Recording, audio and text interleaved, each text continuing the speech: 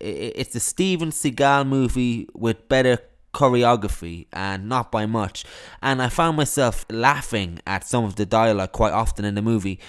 I don't think the hype surrounding this movie is justified, and I would be reluctant to recommend this to even fans of the action genre, because I was really disappointed at this. This war, we're not winning it. If you speak a word of what I'm about to show you, you will be executed for high treason. It's beautiful. It's the greatest encryption device in history, and the Germans use it for all communications. Everyone thinks Enigma is unbreakable. Let me try, and we'll know for sure. Mr. Turing, do you know how many died because of it? I don't. 3. While we've been having this conversation. The next film I saw this week is The Imitation Game, which is an historical thriller set during World War II. Different to most World War II films, however, this one takes place entirely in England as the brightest minds tried to crack the Nazi naval code that was deemed unbreakable at the time, Enigma. It's a race against the clock as each day the Germans reset the code, changing everything in the process, rendering any attempts to crack the code that day useless.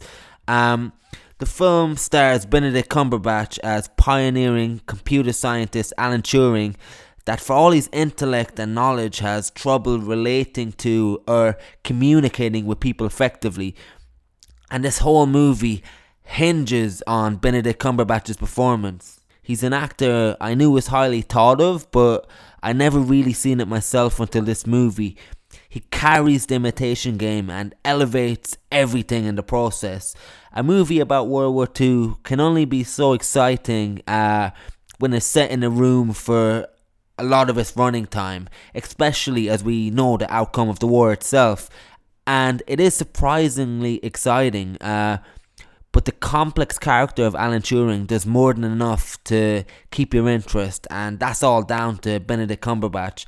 I'm not going to pretend I know if this character had autism or Asperger's or something like that, but in how he is played, he certainly doesn't have any people skills and has trouble dealing with and relating to everyday social situations. Either way, we can totally sympathise with the character due to his depiction on screen.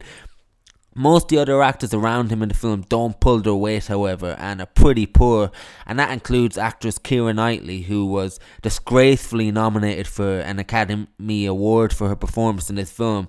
Charles Dance has little to do in this movie, but when he's on screen he shows what a real actor can do just by his presence alone, really.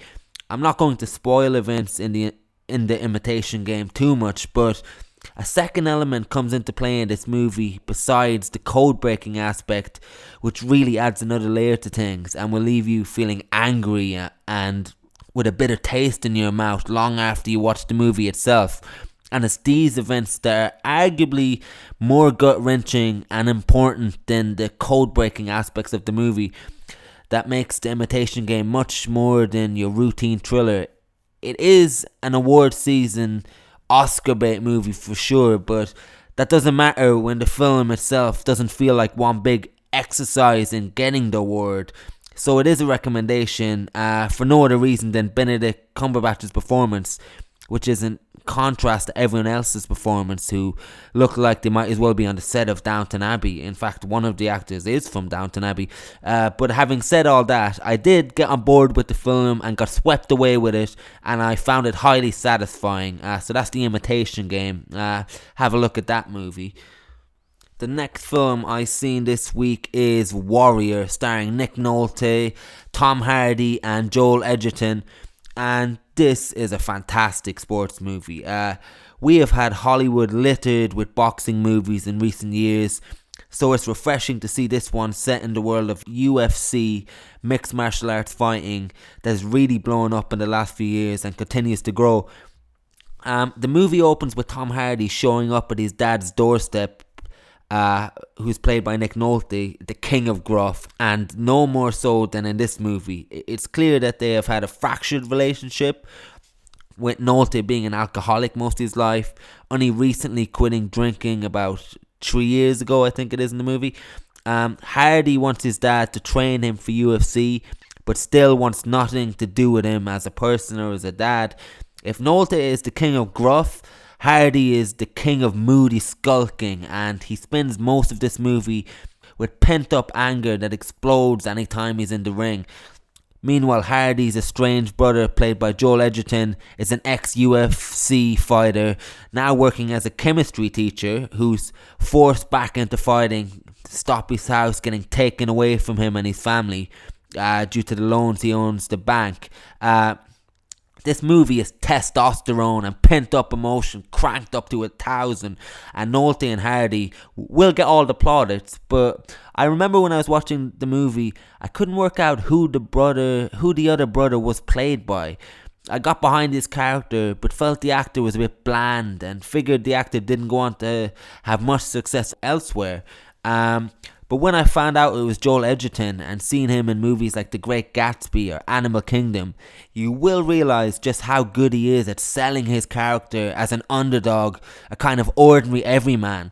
I thought he was excellent. Eventually both brothers enter into the tournament, and because they get equal screen time and backstory up to this point, it makes it harder to figure out who's going to win the tournament, or if any of them even will.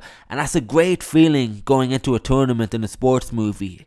Unpredictability. While all this is happening, the brothers still have issues.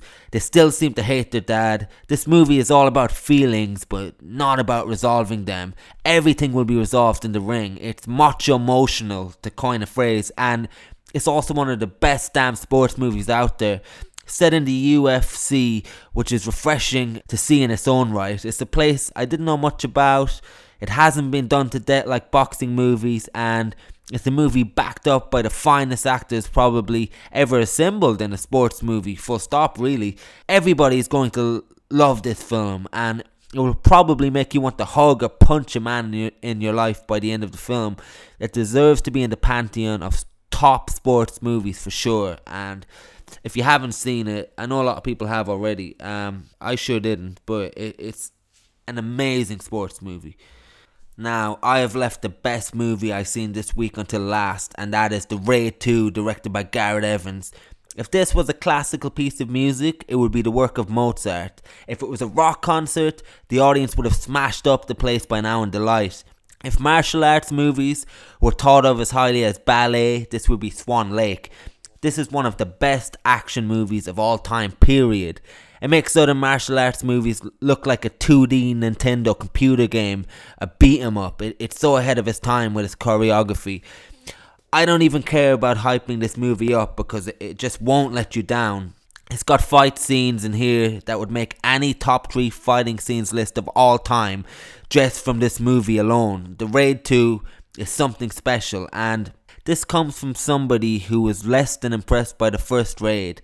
I don't know if it was because I seen Dread first and it follows the same trajectory as Dread. I respect the first Raid, but was quite bored at times, I would have to admit. But the Raid 2 is The Departed meets The Matrix minus the sci-fi. It's spectacular. It starts straight after the events of the first Raid. It has our hero going undercover to infiltrate this criminal gang, so he secretly goes to prison to gain their trust as one of them. But before we know it, it's 3 years later and things really start to kick off. And this is all in the first 40 minutes or something like that. This is the dark night of sequels. Every bit of greatness that was even hinted at in the first movie comes to fruition in The Raid 2. It is quite literally the greatest directed action movie I've ever seen, and that's no exaggeration. In fact, only Gareth Evans should be allowed to touch the action genre from now on. He owns it so much. Well, him and the lead actor in this, Iko Uwais, God, my Irish tongue is really being tested by all the names I've had to pronounce in this episode. But anyway, you know, with big fight scenes in almost every other movie, they follow a pattern. The hero gets his ass kicked, then he gets a few blocks in, gets a few more punches, and you can feel a turning point in the fight. Some of the fights in The Raid 2, I couldn't predict the fight pattern, and as a result, I felt like anything could happen. I couldn't get a grasp on the fight. It was frantic. This is how fight scenes should be, and this is the benchmark. Hollywood is just lazy after this movie. It doesn't rely on CGI. This is an old-fashioned action fest at its best. There's some great touches too, like a henchman who becomes a sacrificial lamb in one scene. This guy would only be given 2 minutes screen time before getting killed in other movies. But in this movie, we get about a 20-minute detour following the character, learning a bit about his life and his background, making the scenes that follow more emotional than they ever had a right to be. The film even manages to assemble a deadly opposition not to be messed with quicker than Breaking Bad managed to do with Jack and his gang in the final season. The only difference is the Raid 2 manages to do it in about an hour. This movie immediately got inducted into my top 100 movies of all time ever seen without hesitation once I finished watching it. If that's not a recommendation, I don't know what is. If you wanted to not watch the Raid 1 and go straight to the Raid 2, you could probably get away with doing that too if you insisted. But maybe you just want to check them out one after the other. But the Raid 2 is a real step up from the first one, and a real step up from any action movie you'll ever see. Every episode we end the show by playing a game called Kevin's Bacon Sandwich, where we link actors based on the movies they were in. So for instance, last week's question was link Mark Duplass to J.K. Simmons. Mark Duplass was in Your Sister's Sister with Emily Blunt. Emily Blunt was in The Edge of Tomorrow with Tom Cruise. Tom Cruise was in Born on the 4th of July with William Dafoe. William Dafoe was in Spider-Man 2 with J.K. Simmons. So this week's question is link Joel Edgerton to Michael Keaton. That's it for this week. Thanks for listening, if anybody did. I'll be back in 2 weeks' time with more film recommendations. My name is Andrew Furlong, and good night.